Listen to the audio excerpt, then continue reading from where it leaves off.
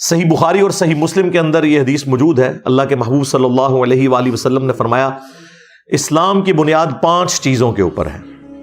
Number 1 اس بات کی گواہی دینا کہ اللہ کے سوا کوئی معبود نہیں اور محمد صلی اللہ علیہ وآلہ وسلم اس کے بندے اور اس کے رسول ہیں. دوسرے نمبر پہ فرمایا نماز قائم کرنا. تیسرے نمبر پر زکوٰۃ دینا.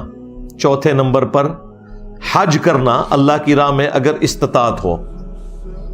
اور 5ویں نمبر پہ فرمایا رمضان کے روزے رکھنا. اس سے آپ اندازہ لگائیں کہ اسلام کی بنیاد جن چیزوں کے اوپر ہے ان میں سے رمضان مبارک کے روزے ایک چیز ہے. پھر صحیح بخاری اور صحیح مسلم دونوں کے اندر یہ حدیث موجود ہے کہ اللہ کے محبوب صلی اللہ علیہ وآلہ وسلم نے فرمایا جس شخص نے بھی ایمان اور احتساب کے ساتھ یعنی اس نیت کے ساتھ کہ وہ تزکیہ نفس اپنا کرے گا، اللہ سے ثواب لینے کی امید جس کے اندر موجود ہے، رمضان مبارک کے روزے رکھے، اللہ تعالیٰ اس کے پچھلے سارے گناہوں کو معاف فرما دے گا. اور جس نے ایمان اور احتساب کے ساتھ رمضان مبارک کی راتوں کا قیام کیا، قیام اللیل جسے آپ تراویح بھی کہتے ہیں، اس کے بھی اللہ تعالیٰ پچھلے سارے گناہوں کو معاف فرما دے گا.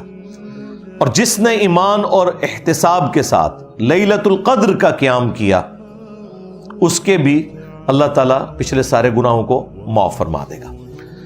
تو لیلۃ القدر تو رمضان مبارک کے آخری عشرے کی طاق راتوں میں آتی ہے. یہ پچھلے دنوں جو میری شب برات سے متعلق ویڈیو ریکارڈ ہوئی تھی اس میں میں نے تفصیلاً اس کے اوپر گفتگو کر لی ہے کہ وہ سارے فضائل جو یہ شب برات کے لیے بتاتے ہیں وہ بیسیکلی لیلۃ القدر کے ہیں، جس کے بارے میں پوری سورت قرآن میں نازل ہوئی ہے. انا انزلناہ فی لیلۃ القدر. ایک اور حدیث ہے صحیح بخاری اور صحیح مسلم کے اندر کہ اللہ کے محبوب صلی اللہ علیہ وآلہ وسلم نے فرمایا کہ جب رمضان مبارک کا مہینہ آتا ہے تو اللہ تعالیٰ جنت اور رحمت کے دروازوں کو کھول دیتا ہے اور جہنم کے یعنی دوزخ کے دروازوں کو بند فرما دیتا ہے، اور سرکش جو شیاطین ہیں انہیں جکڑ دیا جاتا ہے. سارے شیاطین نہیں قید ہوتے، سارے قید ہوں تو آپ کو جمعہ پڑھانے کے لیے کون آئے؟ سارے نہیں قید ہوتے، ظاہر ہے یہ تو سلسلہ بہرحال اوورآل ایک ماحول بن جاتا ہے نیکی کا کہ سرکش شیاطین کو قید کر دیا جاتا ہے. باقی جو انسان کے ساتھ نفس لگا ہوا ہے، جو انسانوں میں شیاطین ہے، وہ تو اسی طریقے سے گھوم پھر رہے ہوتے ہیں. لیکن پھر بھی رمضان میں دیکھیں شیاطین قید ہونے کا یہ فائدہ آپ دیکھیں کہ رمضان نشریات میں سارے اکٹھے بیٹھے ہوتے ہیں، آگے پیچھے نہیں اکٹھے ہوتے، اور وہاں پہ افطاریاں بھی اکٹھی کرتے ہیں. اور جو تھوڑا سا شیطان اندر باقی ہوتا ہے نا، وہ انہیں مجبور کرتا ہے کہ جب نماز کا وقت آتا ہے تو سب لوگ اپنی اپنی علیحدہ علیحدہ نماز پڑھتے ہیں یا اپنے مدارس میں جا کے ایک دوسرے کے پیچھے نہیں پڑھتے. اگر کوئی پڑھ بھی لے غلطی سے تو بعد میں لوٹاتے ہیں.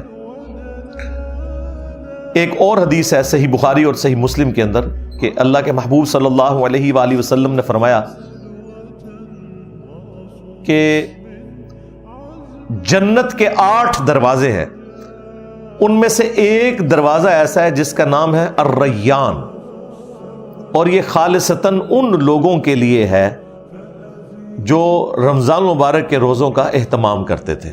یعنی رمضان مبارک کی اللہ کے نزدیک یہ اہمیت ہے کہ ایک اسپیشل دروازہ ہی روزہ داروں کے لیے اللہ تعالیٰ نے جنت کا مخصوص کر دیا. اللہم اجعلنا منہم، اللہ تعالیٰ ہمیں ان میں شامل فرمائے، آمین. پھر ایک اور حدیث ہے بڑی رکت انگیز، بخاری اور مسلم دونوں میں ہے کہ رمضان مبارک کا مہینہ وہ ہے جس میں اللہ تعالیٰ نیکیوں کا جو ثواب ہے وہ 700 گنا تک بڑھا دیتا ہے. پھر اللہ کے محبوب علیہ السلام نے فرمایا کہ رمضان مبارک کا مہینہ وہ مہینہ ہے کہ جس میں جو شخص روزے رکھتا ہے اس کے لیے اللہ تعالیٰ کی طرف سے یہ پیغام ہے کہ روزہ خاص میرے لیے ہے اور میں ہی اس کی جزا دوں گا. اور ایک روایت میں آیا کہ میں ہی اس کی جزا ہوں، یعنی خود اللہ جزا ہے اس کی. اور وہ اسی حدیث میں آگے الفاظ موجود ہیں کہ روزہ دار کو 2 خوشیاں نصیب ہوتی ہیں، ایک دنیا میں جب وہ افطار کرتا ہے ظاہر ایک آزمائش ختم ہوئی، اور ایک جنت میں جب وہ اپنے رب سے ملاقات کرے گا وہ اس کی الٹیمیٹ خوشی ہوگی۔ دنیا میں بھی ہم نے ایک روزہ رکھا ہوا ہے جس کا افطار کا وقت جو ہے وہ آخرت ہے، یعنی دنیا میں اللہ تعالیٰ نے جو حرام کاموں سے روکا ہوا ہے، اگرچہ ان کے اندر اٹریکشن ہے، وہ ساری کی ساری نفسانی خواہشات کی تکمیل جنت میں ہونے والی ہے، تو وہاں پہ جا کے یہ روزہ کھل جائے گا انشاءاللہ تعالی۔ پھر اسی حدیث کے اندر موجود ہے کہ اللہ تعالیٰ کو روزہ دار کی منہ کی جو سمیل ہے، بدبو ہے، وہ کستوری سے بڑھ کر محبوب ہے، یعنی کہ میری وجہ سے یہ سب کچھ کر رہے ہیں۔ پھر اسی حدیث کے اندر الفاظ ہیں کہ نبی علیہ السلام نے فرمایا کہ اللہ تعالیٰ فرماتا ہے میرے بندے نے میری وجہ سے کھانا پینا اور خواہشات کو ترک کیا ہے، اس چیز کو یعنی اللہ تعالیٰ اپنے لیے خوشی کے طور پر ایکسپٹ کرتا ہے کہ میرے بندے نے میرے لیے اتنی بڑی قربانی کی ہے۔ پھر نبی علیہ السلام نے ساتھ فرمایا کہ روزہ دار کے لیے روزہ ایک ڈھال ہے، فحش اور گناہ کے کاموں سے بچو، اور اگر کوئی تم سے روزے میں جھگڑنے کی کوشش کرے تو اس سے جھگڑا نہ کرو، اور بس اتنا کہہ دو کہ میں روزے سے ہوں، تاکہ اگلے بندے کو بھی شرم آ جائے۔ ویسے بھی روزے کی حالت میں انسان کا دل ہی کو نہیں کرتا لڑنے کو، خصوصاً عصر سے لے کے مغرب تک، اس وقت تو کسی کی آواز بھی اچھی نہیں لگتی۔ تو ایک نیچرل ایک پریکٹس بھی ہوتی ہے، بھوک کی وجہ سے انسان کو، جو بھوکے لوگ ہیں جن کے لیے 2 وقت کی روٹی ایشو ہے، ان کا بھی احساس پیدا ہوتا ہے، اور شکر کے جذبات بھی پیدا ہوتے ہیں کہ اگر پوری زندگی اس طرح گزارنی پڑے تو کتنی مشکل ہو، اللہ تعالیٰ نے اپنی نعمتوں سے ہمیں نوازا ہے الحمدللہ۔ صحیح بخاری میں ایک اور حدیث ہے جو ذرا الارمنگ ہے کہ نبی علیہ السلام نے فرمایا کہ جس شخص کو اس کا روزہ جھوٹ بولنے اور گناہ کے کاموں سے نہ روک سکے تو اللہ تعالیٰ کو پھر ایسے شخص کے بھوکا اور پیاسا رہنے کی کوئی حاجت نہیں ہے، یعنی اس کی روحانیت مر جائے گی۔ فرض تو ادا ہو جائے گا، بعض لوگ ان چیزوں کا سہارا لے کے وہ کہتے ہیں پھر ٹھیک ہے روزہ رکھنے کی ضرورت نہیں ہے، نہیں، نماز میں بھی اگر کسی کنسنٹریشن لوز بھی ہو، اس کا جو روحانی پہلو ہے وہ کمزور ہوگا، فرضیت ادا ہو جائے گی۔ اسی طریقے سے روزے میں بھی وہ فرضیت جو ہے کھانے پینے سے اور شہوات سے رکنا، جو اصل ہے روزے کی، وہ ایک فرض کے طور پر تو ادا ہو جائے گا، لیکن جو اس کی روحانی برکات ملنی تھی وہ پھر حاصل نہیں ہو سکے گی، اس کی طرف اشارہ ہے۔ ایک اور حدیث ہے صحیح مسلم کے اندر کہ نبی علیہ السلام نے فرمایا کہ اگر کبیرہ گناہوں سے بچا جائے تو ایک نماز سے دوسری نماز، ایک جمعے سے دوسرا جمعہ، اور ایک رمضان سے دوسرا رمضان، درمیان کے تمام گناہوں کا کفارہ ہے۔ لیکن اگر کبیرہ گناہوں سے بچا جائے، اب یہ نہیں ہو سکتا ایک شخص جمعہ پڑھے اور پھر اگلا جمعہ پڑھے اور بیچ کے ساری نمازیں معاف ہو جائیں، نہیں، یا ایک رمضان میں مسجد میں آئے جس طرح اکثریت کرتی ہے، پھر اگلے رمضان میں داخل ہو، تو نبی علیہ السلام نے ساتھ ہی فرمایا کہ اگر کبیرہ گناہ اس نے نہ کیے تو باقی گناہ تو معاف ہو جائیں گے اعمال کی برکت سے، لیکن کبیرہ گناہ جو ہے وہ صرف توبہ سے معاف ہوتے ہیں، یہ ذہن میں رکھیے گا۔ کبیرہ گناہ آٹومیٹکلی نیکیاں کرنے سے معاف نہیں ہوتے۔ کبیرہ گناہ کون سے ہیں؟ سب سے کبیرہ گناہ شرک، جھوٹ بولنا، وعدہ خلافی کرنا، غیبت کرنا، چغلی کھانا، جادو کرنا، ماں باپ کی نافرمانی، قتل ناحق، یہ سارے بڑے بڑے جتنے گناہ ہمارے علم میں یہ سب کے سب کبیرہ گناہ ہے۔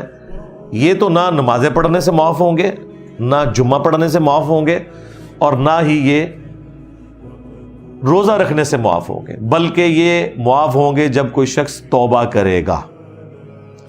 پھر وہ معاف ایسے ہوں گے کہ سورۃ الفرقان میں اللہ تعالیٰ نے فرمایا 3 بڑے گناہوں کا ذکر کیا آیت نمبر 69 میں۔ شرک